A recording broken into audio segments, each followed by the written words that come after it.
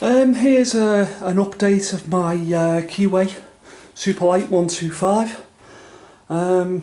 As I can say, it's all going well. The bike is now covered 110 kilometres, which isn't a lot really. As I say, the bike's not really getting used. I have had to stop riding the bike. I took it out for the first time yesterday as the weather here is lovely. Can't say I've had any problems with it. The only major issue that I came across with the bike, which I had to rectify, was it had air in the fuel tank. I know no idea why this happened, but it did. But that's now rectified. The only other thing is, it makes me giggle, is a lot of interest in the bike, because as you know, it's up for sale. And I've had all these people giving it loads about, oh, it's a Chinese bike, you know, I'm taking a risk there, you know, if it was Japanese it'd be worth twice as much, and you know, it's only a rare, you know, Chinese don't make very good bikes, and they don't do this and they don't do that. I've got a question for everyone out there. If anybody drives a Volvo car, they're very good cars, everybody likes them, but is everybody now aware that they're owned by the Chinese? They're manufactured by the Chinese, and the quality control's from the Chinese. Yes, they're built in Sweden, but the quality control's from the Chinese. Now, would that stop you from going out and buying a Volvo car? I doubt it, because they've got a reputation for being reliable and being a good, solid car. So my question is, why can't these bikes be as reliable and as good as a Volvo car? Or a Chinese television? Or a Chinese lawnmower? Or a Chinese microwave? Or a Chinese mobile telephone, or anything else? You know, people just nitpick for the wrong reasons. You may have noticed as well, I've had the bike decaled, so I've had the 125 stickers taken off it, which personally I think it looks a lot better, because all they are is they're actual stickers, they're not metal, they're just stuck on. So I've had them both removed on both sides, which makes the bike look a little bit, you know, I'm not trying to say it's not a 125. You can tell it's a 125. Any biker will tell it's a 125. It's just, I just think it looks a little bit better without them. The other thing I will mention as well is the exhausts.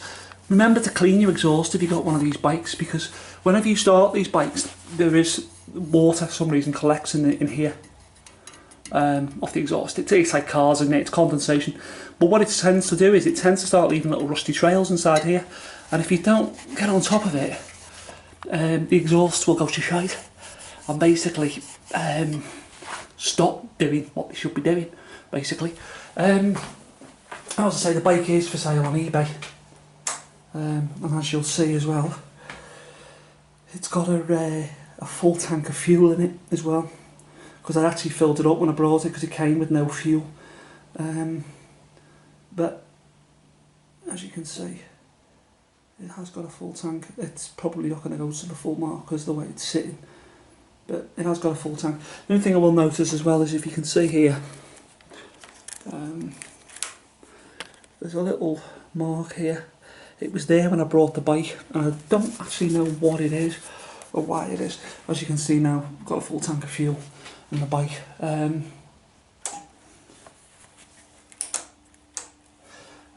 But everything, you know, everything's great. The bike's been great. It starts first time. As I say, I took it out yesterday and it rode absolutely spot on. I couldn't complain about it, and it just got me thinking that why do people phone you up, ring you up and text you, complaining about it being a Chinese bike and that it's no good and it's never going to be any good and it's this, that and the other, and if it was Japanese, well, as I say, you know, have a look at Volvo cars. It wouldn't put you off buying one of them, and they're Chinese owned, Chinese quality controlled, but built in Sweden. So, you know, they're still pretty brilliant cars. You look at Saabs, yes, they went bust, but they went bust because of GM, and they are in the throes of being again brought out by the Chinese. You know, and you know, the Chinese make tellies and everything else. As I say, the bike is for sale on eBay. If anybody wants any more information, please contact me, either on the website, on YouTube, or on eBay. I'd be happy to show anybody the bike. As I say, it's not even being used. And the reason I'm going to sell it is I'm going to go back to what I know best, which is cars, and I'm going to use the money that I hopefully make off the bike for a deposit for a decent car, or a car that I can work on and fix up in the garage. But thank you for listening, and if anybody else has any more requests or want to see anything specific, please don't hesitate to drop me a line. Thank you.